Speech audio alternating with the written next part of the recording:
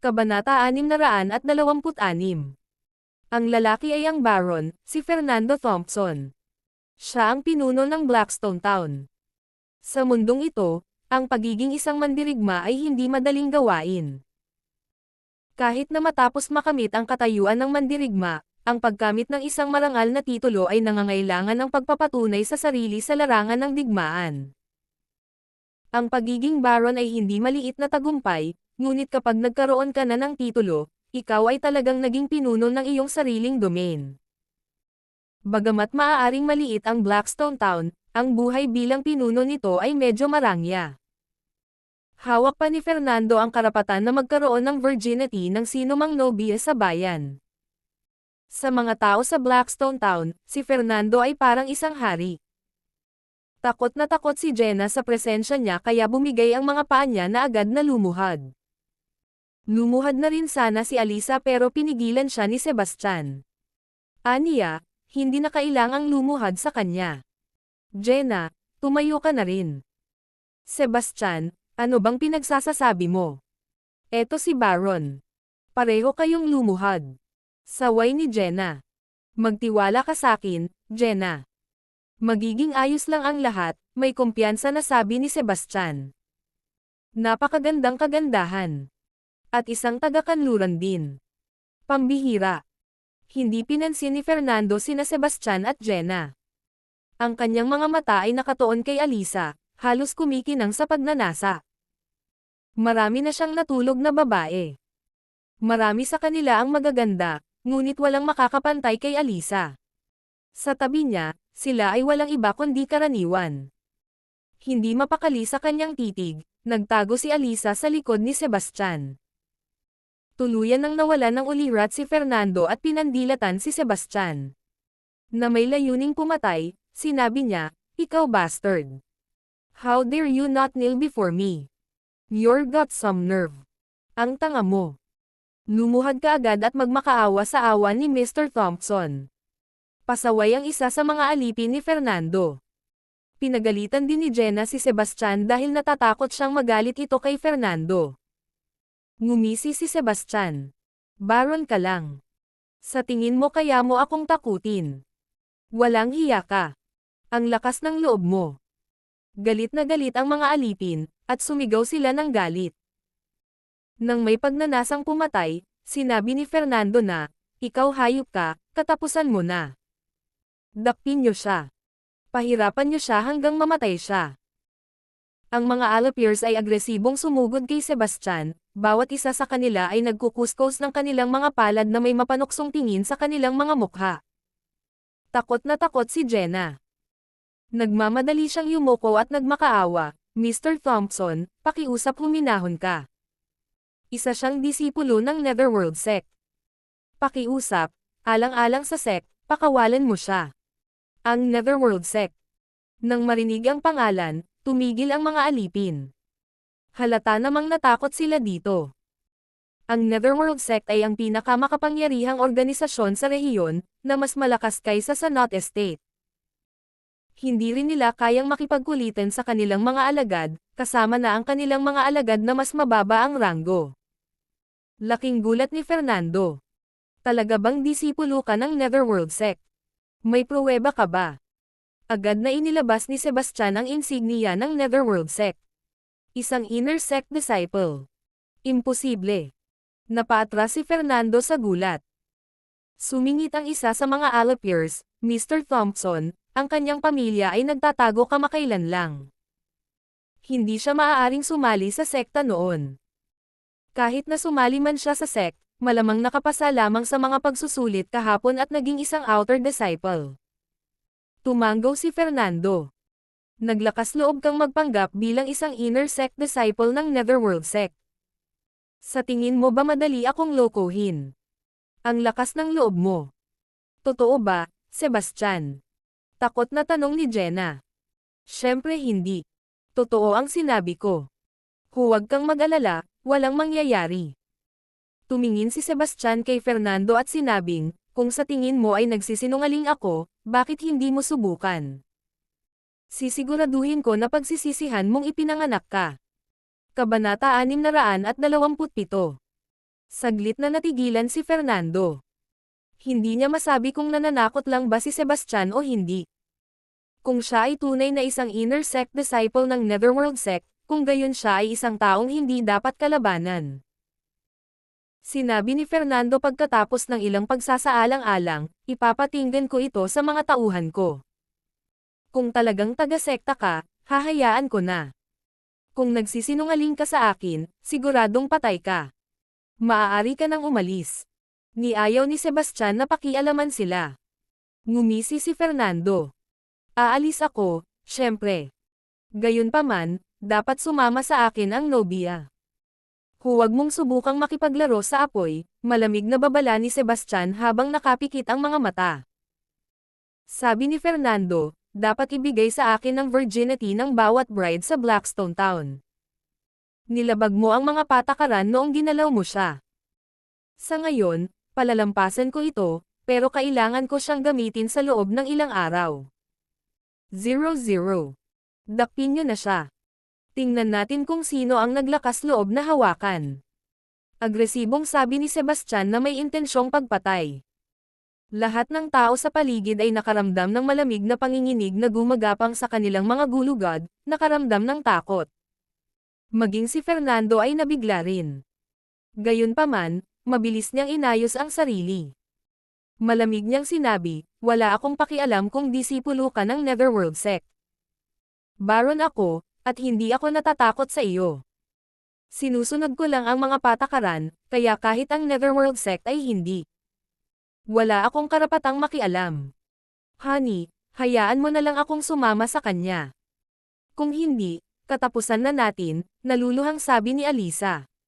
Naduraj ang puso ni Sebastian nang makita itong kumilos ng ganito. Ang bersyon niyang ito, na nawala ang kanyang alaala, ay malayo sa malamig at malayong babae na siya noon. Ngayon, siya ay tulad ng isang maamo at mapagmalasakit na asawa. Sino ang maniniwala sa gayong pagbabago? Mabilis na kinumbinsi siya ni Jenna, Sebastian, Alisa is right. You can't run from this. Total naman, nagsay sex na kayong dalawa, kaya ayos lang, di ba? Ngumisi si Sebastian. Imposible. Akin ang babae ko. Kahit sinong lalaki na maglalakas ng loob na hawakan siya ay papatayin on the spot. Galit na sabi ni Fernando, ikaw brat. Nililigawan mo si kamatayan. Akin ang asawa mo sa gusto mo o hindi. Alisin mo siya. Kung sino man ang magtangkang pigilan tayo, paili mo sila. Mr. Thompson, please calm down. Let me talk to him. Takot na takot si Jenna. Mabilis nilang sinubukang akitin ni Alisa si Sebastian. Sa ngayon, isang pulutong ng mga kapitbahay ang nagtipon sa labas, nakikiisa upang payuhan si Sebastian na muling isaalang-alang. Sanay na sila sa mga ganitong bagay sa paligid, kaya mas madaling tanggapin ang mga ito.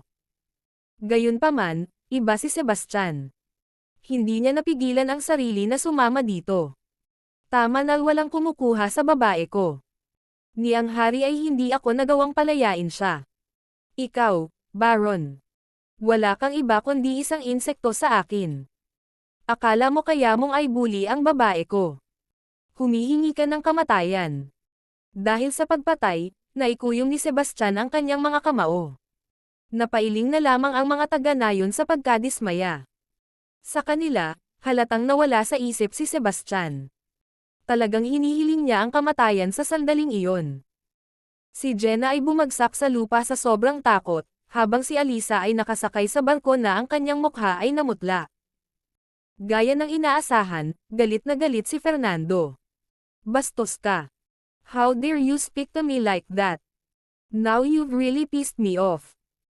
Hindi lang asawa mo ang gagamitin ko, kundi gagamitin ko siya sa harap mo at ng lahat ng nandito. Kapag tapos na ako, ang mga tauhan ko ay maghahalinhinan sa paggamit sa kanya, at mapipilitin kang manood. Wala kang magagawa kahit gusto mo. Hindi ba't nakakakilig at nakaka-excite? Habang nasa sabik siya, ibinalik niya ang kanyang ulo at tumawa ng baliw. Nang marinig na magkakaroon din sila ng pagkakataon na gamitin ang kanyang katawan, mabilis siyang pinasalamatan ng kanyang mga alipores. Tuwang-tuwa sila sa kinalabasan. Sa sobrang takot ni Alisa ay namutla ang kanyang mukha. Gayunpaman, biglang tumahimik si Sebastian. Ang kanyang hangarin sa pagpatay ay tila naglaho, at ito ay halos lumitaw na tila siya ay natakot. Hindi nila alam, ito ang kalmado bago ang bagyo. Ano pang hinihintay mo? Grab the little beauty and strip her. Hindi na ako makapaghintay. Sabi ni Fernando habang nagsimulang maghubad ng damit. Hindi na nag-atubili pa ang kanyang mga alipores at nagmadaling lumapit kay Alisa. Kabanata 628. Nang marinig ang utos ni Felix, sumugod ang mga alipores kay Fresia na parang mga gutom na lobo. Hindi pa sila nakakita ng kagandahang tulad niya noon at natural na naiinip silang samantalahin ang pagkakataon bagamat kailangan nilang hintayin muna si Felix, nadama ng mga alipores na maaari nilang samantalahin ang sitwasyon ng maaga. Nanginginig sa takot si Fresia at hindi sigurado kung ano ang gagawin. Inabot ni Sebastian at hinayla siya sa kanyang mga braso. Nakatayo siya doon na may blankong ekspresyon. Hindi na nakatiis na manood ang mga taga-nayon. Alam nilang sasamantalahin siya ng mga alipores. Kahit na ito ay isang nakababahalang pag-iisip, wala silang kapangyarihang tumulong at maaari lamang silang manood sa kawalan ng pag-asa. Lumapit ang mga alipores kay Fresia at akmang susunggaban siya nang kumilos si Sebastian. Sa pamamagitan ng pagwagayway ng kanyang kamay, isang pagsabog ng enerhiya ng espada ang bumaril. Sa isang iglap ay hiniwa nito ang leeg ng mga alipores. Ang bilis ay napakabilis na ito ay lumitaw bilang isang flash ng puting liwanag. Ang mga alipores ay bumagsak sa lupa, at ang kanilang mga ulo ay gamulong palayo. Bumulwak ang dugo mula sa kanilang naputol na leeg at mabilis na natipon sa lupa. Natigilan ang lahat sa nakita. Nanlamig ang mga mukha nila sa gulat na para bang nakakita ng multo. Biglang dumaan ang banayad na simoy ng hangin. Ang malakas na amoy ng dugo ay nagdulot ng panginginig sa mga gulugad ng lahat at ginawa silang pawisan ng malamig. Maging si Felix na kalahating hubad ay natulala at kinilabutan sa eksena. Huwag kang mag-alala. Marahang tinapik ni Sebastian ang likod ni Fresia para pakalmayan siya. Pagkatapos, binalin niya ang tingin kay Felix. Doon lang napawi si Felix sa gulat. Grandmaster. Ikaw ay isang Grandmaster. Paano ito posible? Nanginginig ang mga paa niya sa takot. Bilang isang mandirigma, alam niya na ang isang Grandmaster lamang ang maaaring magpakawala ng mga pag-atake gamit ang kanilang lakas. Naiintindihan din niya kung gaano katikat ang isang Grandmaster. Ang isang tulad ni Felix ay isa lamang hamak na langgam sa mata ng isang Grandmaster. Malamig na sabi ni Sebastian, I don't want to make trouble, but you forced me to kill. Are you satisfied now? Napaluhod si Felix sabay hampas. Patawarin mo ako. Napagtanto ko ang pagkakamali ko. Maawa ka. Sa pagkakataong iyon, kumbinsido siya na nagsasabi ng totoo si Sebastian kanina. 17. Ang isang batang Grandmaster ay madaling maging kwalipikado bilang isang elite na disipulo ng Netherworld Sect, hindi lamang isang apprentice. Ang mga pagkakamali ay may kaakibat na kabayaran. Dapat mong tapusin ang iyong sariling buhay upang tabyusan ang iyong mga kasalanan, Mataray na sabi ni Sebastian. Hindi. Ayaw ko pang mamatay. Pakiusap, maawa ka sakin, desperadong pakiusap ni Felix. Wala siyang balak na lumaban. Bilang isang mandirigma lamang, alam niyang walang saysay ang pagsuwi sa isang Grandmaster. Masyado kang maraming masasamang gawain para mapatawad. Kamatayan ang nararapat sa iyo. Dahil kulang ka sa lakas ng loob na tapusin ang sarili mong buhay, gagawin ko ito para sa iyo, malamig na sabi ni Sebastian. Hindi mo ako pwedeng patayin. Baron ako. Kung papatayin mo ako, papanagutin ka ng korte, pagtutol ni Felix. Sabi ni Jenna, Sebastian, tama si Lord Baldwin. Galing siya sa court. Baka dapat mo siyang bitawan. Ngumisi si Sebastian. Baron lang siya, at walang halaga sa akin ang status niya. Papatayin ko siya kung gusto ko. Tingnan natin kung sinong mangangahas na magsalita para sa kanya. Kasunod noon, nagpakawala siya ng sword energy na pumutol sa ulo ni Felix. Patay na si Lord Baldwin. Takbo. Ang mga taga-nayon ay natakot. Anuman ang ranggo ng Baron sa hierarchy ng Maharlika, Maharlika pa rin si Felix. Ang kanyang kamatayan ay malamang na makapukaw ng tugon mula sa mga nakatataas. Alam ng mga taga-nayon na ang pananatili ay maaaring maglagay sa kanila sa panganib na madamay. Nagulat si Jenna. Sebastian, masyado kang padalos-dalos. Malaking gulo to. Anong gagawin natin ngayon? Parehong nag-aalala sina Jenna at Fresia. Kabanata 629. Tila walang pakialam si Sebastian. Huwag kayong mag-alala. Apprentice na ako ngayon ng Netherworld Sect.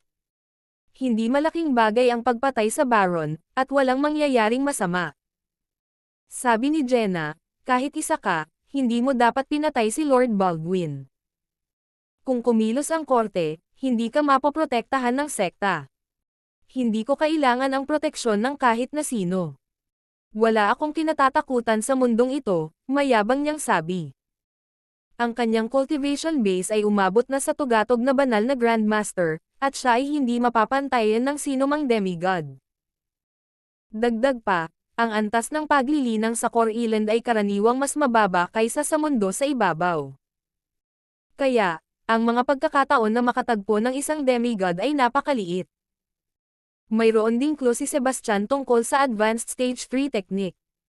Kapag nakuha na niya ito, tiwala siyang maaabot niya ang demigod realm sa loob ng isang taon at magiging walang takot siya noon. Wala siyang pakialam sa korte. Kung sila ay nanatili sa labas ng kanyang paraan, maging ito. Ngunit kung sila ay tumawid sa kanya, hindi siya takutol sa pagtatatag ng isang bagong order. Sebastian, para kang ibang tao. Bakit ba ang tapang mong mga pahayag? Ipinahayag ni Jenna ang kanyang pag. Kinuha niya ang kamay niya at ngumiti. Hindi ako nagbago, at hindi ako nagyayabang. Magtiwala ka lang sa akin. Hanggat nandito ako, walang mananakit sa iyo. Naiintindihan ko ang sinasabi mo, pero nag-aalala pa rin ako. Paano kung magtago tayo sa bundok? Mungkahi niya. Hindi. Manatili ka na lang sa bahay. Kung may dumating na problema, ako na ang bahala. Kapag nakabalik na ako sa Netherworld Sect, magpapadala ako ng isang tao para ayusin ang mga bagay sa korte, aniya. Nang makita ang pagtitiwala ni Sebastian, unti-unting gumaan ang pakiramdam ni Jenna at Fresia. Pagkatapos ay kinuha niya ang mga katawan sa labas upang itapon ang mga ito. Nang gabing iyon, naghanda si Jenna ng masaganang pagkain. Bagamat simpleng pagkain lamang ng ligaw na karne at gulay, sabay silang nag-enjoy. Pagkatapos kumain ay bumalik sina Sebastian at Fresia sa kanilang kwarto. Honey, tutulungan kitang magbihis. Namumula ang mukha niya nang tanggalin niya ang coat niya. Sa sandaling iyon, ang kanyang malarosas na pisngi ay hindi mapigil ang kaakit-akit. Nagkasalungat ang kanyang emosyon. Hindi niya sigurado kung sasabihin sa kanya na nanambalik ang mga alaala niya. Sa huli, pinili niyang ilihim ito at hinalikan ang malalamang nitong labi. Ngayong naibalik na ni Sebastian ang kanyang mga alaala at napagtanto na si Fresia ay ang Divine Maiden ng Everlight, lahat ay nadama na iba at kapana-panabik. Ang Divine Maiden ng Everlight ay palaging isang huwaran ng kadalisayan at pinanatili ang kanyang kailan isang puri sa buong buhay. Ngunit ngayon ay malapit na siyang kasangkot sa kanya. Kung alam ito ng Everlight, malamang na magagalit sila na baka gusto pa nila siyang paghiwalayin. Habang iniisip iyon ni Sebastian, mas lalo siyang nakipag-ugnayan sa kanilang pagtatagpo ng walang pagod. Si Fresia ay lubos na tumutugon. Siya ay umangkop sa bawat galaw niya at gumawa ng mga kasiya siyang tunog. Nagpatuloy ang kanilang mga aktibidad hanggang hating gabi, at sa wakas ay nakatulog sila habang magkayakap. Samantala, nalaman ni Heather na umuwi si Sebastian para bisitahin ang kanyang pamilya. Dahil sa kanyang matalas na talino, napag-aralan niya ang ipinagbabawal na pamamaraan sa isang araw. Matapos malaman ito, agad siyang umalis sa Netherworld Sect para pag-usapan ang plano nila ni Martin.